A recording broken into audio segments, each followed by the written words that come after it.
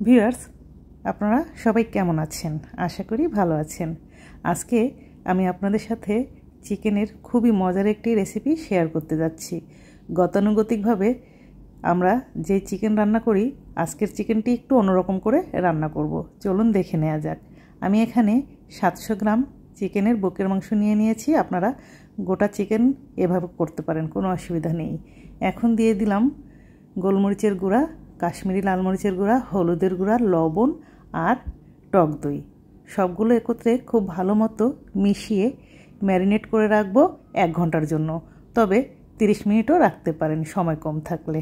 খুব ভালো মতো মিশিয়ে রেখে দিলাম। এখন একটি ফ্রাইং প্যানে নিয়ে নিচ্ছি 2 টেবিল চামচ সাদা তেল। তেলটা একটু গরম হলে এতে আমি দিয়ে দিব 1/2 চা চামচ জিরা। জিরাটাকে একটু ভেজে নিব। জিরাটা মোটামুটি ভাজা হয়ে গেলে আমি এখানে 3টি পেঁয়াজ কুচি দিয়ে দিচ্ছি। এখন পেঁয়াজ কুচিটাকে গোল্ডেন ব্রাউন করে ভেজে নিব। গোল্ডেন ব্রাউন করে ভেজে নেওয়ার পর আমি এতে দিয়ে দিব টমেটো কুচি। এখানে আমি 1টা টমেটো দিব। 1 কেজি মুরগি হলে আপনারা 2টো টমেটো ব্যবহার করতে পারেন। দেখেন গোল্ডেন ব্রাউন হয়ে গেছে। এখন আমি টমেটো কুচিগুলো দিয়ে দিলাম। সেই সাথে দিয়ে দিলাম সামান্য ধনেপাতা, কয়েকটা কাঁচামরিচ, আর দিচ্ছি 1টা রসুনের কোয়া আর অল্প একটু আদা কুচি। এখন সবগুলো একত্রে ভেজে নিচ্ছি। এর ভিতরে একটু লবণ দিয়ে দিচ্ছি। লবণটা দিলে তাড়াতাড়ি সেদ্ধ হয়ে যাবে। এখন ভালো মতো নেড়ে চেড়ে নরম করে নিব। এভাবে নেড়ে চেড়ে ভেজে নিলে দেখবেন যে একসময় একটু নরম হয়ে এসেছে। বেশ খানিকটা নরম হওয়ার পর আমি এখানে 1/2 কাপ মতো গরম পানি দিয়ে দিলাম। এখন গরম পানিটা দিয়ে এগুলোকে খুব ভালো মতো আমি সেদ্ধ করে নিব। একদম পানিটা টেনে আসা পর্যন্ত আমি এভাবে রান্না করে নিব। পানিটা শুকিয়ে এসেছে দেখুন। এখন আমি চুলা বন্ধ করে এটাকে ঠান্ডা করে নিব। ঠান্ডা করার পর একদম মসৃণভাবে ব্লেন্ড করে নিব, ঠিক এরকম। আজকের চিকেনটা আমি ঘিয়ে রান্না করব। সেজন্য ফ্রাইং প্যানে দিয়ে নিচ্ছি 2 টেবিল চামচ ঘি আর দিয়ে দিচ্ছি 1/2 টেবিল চামচ সাদা তেল। গরম হওয়ার পর এতে দিয়ে দিচ্ছি 1/2 চা চামচ জিরা, 1টি কালো এলাচ, 2টি সবুজ এলাচ, 2 টুকরো দারচিনি। এখন একটু ভেজে নিচ্ছি। সুন্দর গন্ধ বের হওয়া পর্যন্ত একটু ভেজে নিব। এ পর্যায়ে দিয়ে দিচ্ছি 1.5 চা চামচ কাশ্মীরি মরিচের গুঁড়া, 1 চা চামচ লাল মরিচের গুঁড়া, 1/2 চা চামচ হলুদ গুঁড়া, দিচ্ছি 2 চা চামচ ধনিয়া গুঁড়া। চেষ্টা করবেন কাশ্মীরি লাল মরিচের গুঁড়াটা ব্যবহার করতে, তাহলে চিকেনের কালারটা খুবই ভালো আসবে। মিনিট খানেক আমি মশলাগুলোকে ভেজে নেওয়ার পর ব্লেন্ড করে রাখা সেই মশলাগুলো দিয়ে দিচ্ছি। এখন খুব ভালো মতো সব মশলাগুলোকে একত্রে ভেজে নিব যতক্ষণ না তেলটা উপরে উঠে আসে। দেখুন তেলটা প্রায় উপরে উঠে এসেছে। এখন আমি সেই ম্যারিনেট করা চিকেনগুলো দিয়ে দিচ্ছি।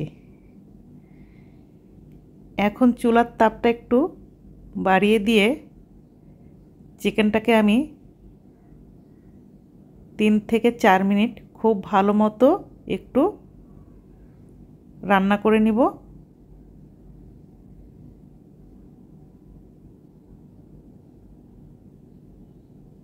4 মিনিট এভাবে নেড়েচেড়ে রান্না করে নিতে হবে। তাপটা কিন্তু বেশি থাকবে।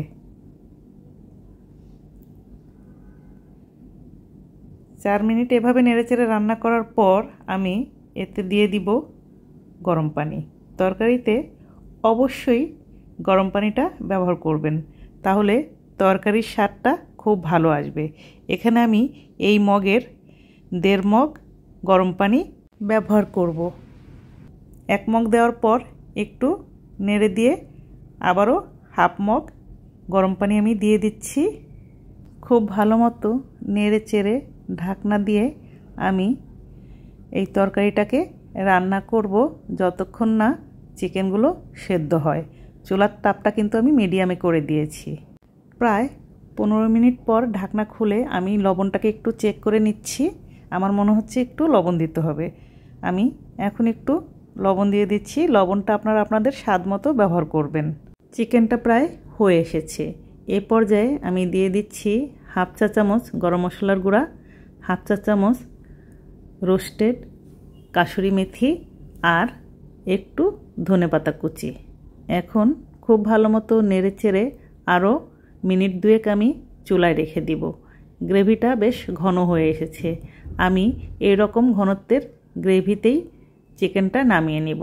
আপনারা চাইলে আরেকটু বেশি ঘন করতে পারেন। দেখুন গ্রেভিটা কি সুন্দর হয়েছে। আমি এই রকমের ঘনত্বেরই চেয়েছিলাম। এখন আমি চুলা থেকে নামিয়ে নিব।